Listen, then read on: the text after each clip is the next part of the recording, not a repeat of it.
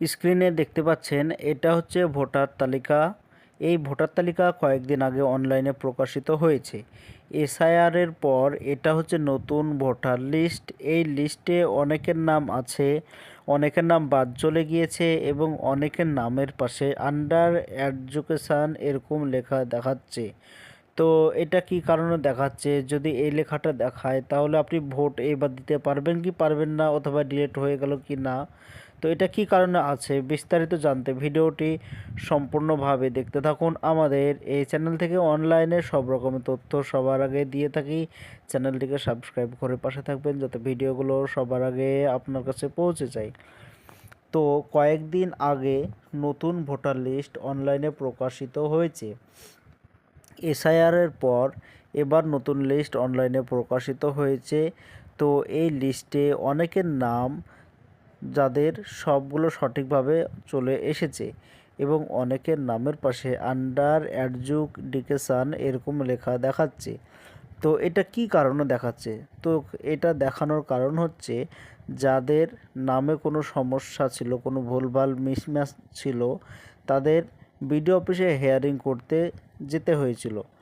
যারা বিডিও অফিসে হেয়ারিংয়ের জন্য গিয়েছিল তাদের নামের পাশে আন্ডার এডুকেশন এরকম লেখা দেখাচ্ছে। তো যদি এরকম লেখা থাকে তাহলে ভয় পাওয়ার কোনো দরকার নেই। এরকম যদি লেখা থাকে তাহলে চিন্তা করবেন না। এই লেখাটা থাকলে এটা সরকারের উকিলরা আবারও ভেরিফাই করবে, তারা দেখবে আপনার যা ডকুমেন্টস দিয়েছেন সেই ডকুমেন্টস তারা আবারও ভেরিফাই করবে, আবারও দেখবে যে আপনার সব ঠিকঠাক আছে কি না, তারা ভেরিফাই করবে কোর্ট থেকে। তো তারা ভেরিফাই করে আবারও একটি লিস্ট বের হবে ভোটের আগে। তো সেই লিস্টে দেখবেন যে আপনার নাম সঠিকভাবে সেইখানে চলে এসেছে। আর অনেকের নাম ডিলিট হয়ে গিয়েছে। যাদের নাম ডিলিট হয়ে গিয়েছে, যারা মারা গিয়েছে তাদের নাম তো অটোমেটিক ডিলিট হয়ে যাবে।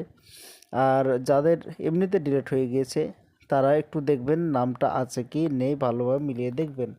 আর অনলাইন থেকে ভোটার তালিকা ডাউনলোড করা যাচ্ছে। তো আমার এই চ্যানেলে ভিডিও দেওয়া আছে কি করে আপনি ভোটার তালিকা ডাউনলোড করবেন, এরকম দেওয়া আছে। তো আমার এই চ্যানেলে গিয়ে আপনি দেখতে পারেন খুব সহজেই।